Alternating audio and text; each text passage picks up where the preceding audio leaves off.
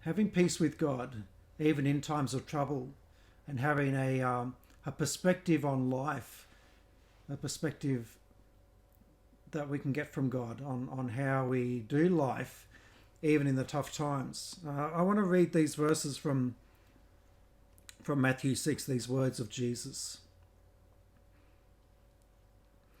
And I'm reading from the New Century Version, starting at verse 19. Don't store treasures for yourselves here on earth, where moths and rust will destroy them and thieves can break in and steal them. But store your treasures in heaven, where they can't be destroyed by moths or rust, and where thieves can't break in and steal them. Your heart will be where your treasure is. The eye is the light for the body. If your eyes are good, your whole body will be full of light. But if your eyes are evil, your whole body will be full of darkness. And if the only light you have is really darkness, then you have the worst darkness. No one can serve two masters. The person will hate one master and love the other, or will follow one master and refuse to follow the other. You can't serve both God and worldly riches. So I tell you, don't worry about the food or drink you need to live, or about the clothes you need for your body. Life is more than food, and the body is more than clothes. Look at the birds of the air. They don't plant or harvest or store food in barns, but your heavenly Father feeds them. And you know that you are worth much more than the birds. You can't add any time to your life by worrying about it. And why do you worry about clothes? Look at how the lilies, the flowers of the field, grow. They don't work or make clothes for themselves. But I tell you that even King Solomon, with his riches, was not dressed as beautifully as one of these flowers. God clothes the grass in the field, which is alive today, but tomorrow is thrown into the fire. So you can be even more sure that God will clothe you. Don't have so little faith. Don't worry and say, what will we eat? What will we drink? What will we wear? The people who don't know God keep trying to get these things, and your Father in heaven knows you need them. Seek first God's kingdom and what God wants, His righteousness, His goodness. Then all your other needs will be met as well. So don't worry about tomorrow, because tomorrow will have its own worries. Each day has enough trouble of its own. So that's Jesus' words from Matthew 6:19 to 34 in the New Century Version. And I've asked if Ray would read the same passage from the Message translation. Don't hoard treasure down here where it gets eaten by moths and corroded by rust, or worse, stolen by burglars. Stockpile treasure in heaven where it's safe from moth and rust and burglars. It's obvious, isn't it? The place where your treasure is the place where you will most want to be and end up being. Your eyes are windows into your body. If you open your eyes wide in wonder and belief, your body fills up with light. If you live squinty-eyed in greed and distrust, your body is a dank cellar. If you pull the blinds on your windows, what a dark life you will have. You can't worship two gods at once. Loving one God, you'll end up hating the other. Adoration of one feeds contempt for the other. You can't worship God and money both. If you decide for God, living a life of God worship, it follows that you don't fuss about what's on the table at meal times or whether the clothes in your closet are in fashion. There is far more to life than the food you put in your stomach, more to your outer appearance than the clothes you hang on your body. Look at the birds, free and unfettered, not tied down to a job description, careless in care of God, and you count far more to him than birds. Has anyone by fussing in front of the mirror ever gotten taller by so much as an inch? All this time and money wasted on fashion, do you think it makes that much difference? Instead of looking at the fashions, walk out into the fields and look at the wildflowers. They never primp or shop. But have you ever seen colour and design quite like it? The 10 best dressed men and women in the country look shabby alongside them. If God gives such attention to the appearance of wildflowers, most of which are never even seen, don't you think he'll attend to you, take pride in you, do his best for you? What I'm trying to do here is to get you to relax, to not be so preoccupied with getting, so you can respond to God's giving. People who don't know God and the way he works fuss over these things, but you know both God and how he works. Steep your life in God reality, God initiative, God provisions. Don't worry about missing out. You'll find all your everyday human concerns will be met. Give your entire attention to what God is doing right now, and don't get worked up about what may or may not happen tomorrow. God will help you deal with whatever hard things comes up when the time comes.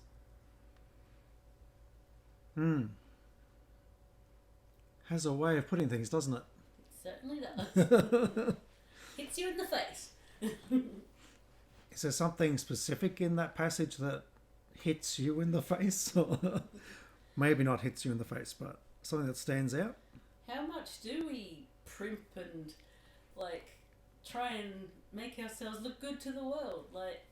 Yeah. How much attention do we put on ourselves? Yeah. Yeah. It's true, isn't it? We can spend so much time on our outward appearance.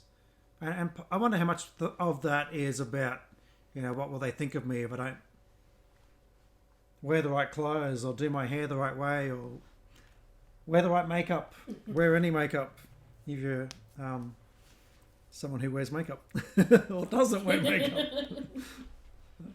Oh, yeah, that's interesting. But God sees beyond that. God's perspective is, it's not restricted to the smallness of trying to look good on the outside. Yeah, it's interesting. Or what car do I drive? Or what saucepan set do I have? There's so much that we can compare with other people, to try and get what we think we need.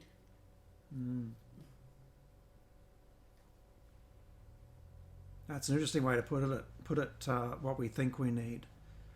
Often with this passage, we think of what we need. We need food. We need clothes. We need a roof over our heads, and we can trust God to provide those things. But we can get bogged down in things that we think we need that we actually maybe don't so much. Hey, yeah, it's interesting. That's good. Another thing in there that I find helpful is the way it talks about those who... It compares those who don't know God with the Message in particular brings out. He says, what's he say? That you both know God. You know both God and how he works. So steep your life in his reality. View life from his perspective. As we were talking about this passage before, Ray said something about trouble in life. We can expect to have trouble. Yeah. And Jesus didn't say he wouldn't have trouble. He said, don't need to worry about trouble, but there will be trouble. There will be, what did he say in the NCV? Don't worry about tomorrow, because tomorrow will have its own worries, and each day has enough trouble of its own. So there will be trouble, there will be hardships, and I think sometimes are harder than others, and maybe we're feeling that right now with COVID and other stuff happening in the world, with riots and things that are going on at this time. And so many people losing jobs and having the worry of, where's my money going to be coming from? What happens? Yeah, what happens next? Yep. Will there be industries to go back to? Yeah, there's a lot that can be playing on people's minds, and it's not to downplay the importance of those things. I mean, that's a big thing, to lose work or to not know where the next meal is coming from. But despite that, Jesus tells us that we can trust him and that God knows what we need. And if we put him first in our lives, we might not get the best meal every time or have the nicest clothes, but he promises that he'll look after us. It won't all be a bed of roses. Well, it might be roses, but there'll be thorns in there as well. So yeah, he doesn't promise a trouble-free life, but he does promise to walk with us through it. And it's interesting what he says earlier in the chapter when he talks about prayer. He says, don't be like those people who don't know God. They continue saying things again and again, over and over, that mean nothing, thinking that God will hear them because of their many words. Don't be like them, he says, because your Father knows the things you need before you ask him. So he invites us to come and ask him, come and talk to him, put him first, and leave the worry in his hands and rest in him in that. And I think you've made a great opening for a story from our life, which we call Chicken Skin and a Safety Pin. Oh, okay. Here we go. Not long after we were married, so almost 28 years ago. Yeah. We lived not far from a creek, and we both didn't have a job, so we had no money at the time, and we'd pretty much run out of food. So we thought, we know what we do, we'll go fishing. But it's hard to go fishing when you don't have anything to fish with. So we walked around to the creek and scavenged around the rocks and found some fishing line tangled up around the rocks. You think you call it a bird's nest because it was just a big matted mess of fishing line. Yep. So I grabbed that, took it home, and we actually had some chicken drumsticks the night before, and we must have been being healthy because we threw the skin away. So we had some chicken skin in the bin. So we pulled this chicken skin out of the bin. We thought, okay, we can use that for bait. We didn't have a hook though. So Mike created a hook out of a safety pin. He made it and put a bit of a rubber in there, like eraser rubber. Reinforced it with cotton and glue, I think, and it was quite an expedition in itself, wasn't it? It was. Untangling the bird's nest of fishing line, that was time consuming, and then winding that around a stick. So it all involved work. There was work to be done. There was. Yep. But we headed off around to the creek with our bit of fishing line around the stick with a safety pin hook and our chicken skin, and we went fishing. Off the bridge, off the Gold Coast Highway at Talbudra. And fishing. And we didn't catch anything for a very long time. Yeah, the safety pin wasn't very good at holding the bait on, so we kept losing the bait. And then we got down to the last piece of chicken skin, and was like, maybe I should pray. So we did. We prayed that God would provide. Put the last piece of chicken skin on the safety pin and lowered it down over the bridge down to the water below. And we caught a fish. We caught a nice little brim. So we ate that night. But that's what life has been like, though. Like, there are times when things are tough. Times are tough, and you don't know where your next meal might be coming from. But when we include God in that, when we invite him, as he invites us, when we invite him to help us in that situation, he's more than willing to jump in and provide and help us.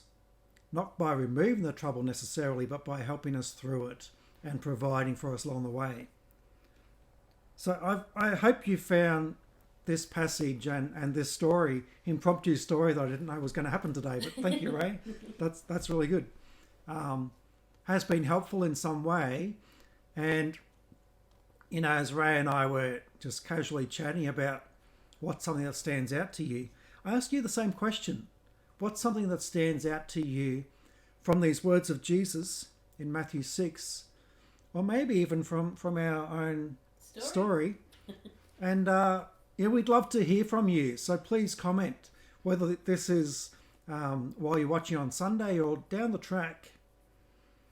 If this has brought up something for you, raised your awareness of what God's like maybe, or maybe reminded you of something in your own life, a story, or possibly brought up a question for you, we really would love to hear from you. So write in the comments, write in the chat, wherever it is, and let us know what you're thinking, let us know what you're noticing, or let us know what your questions are, or maybe share part of your story too, if that's something you want to do.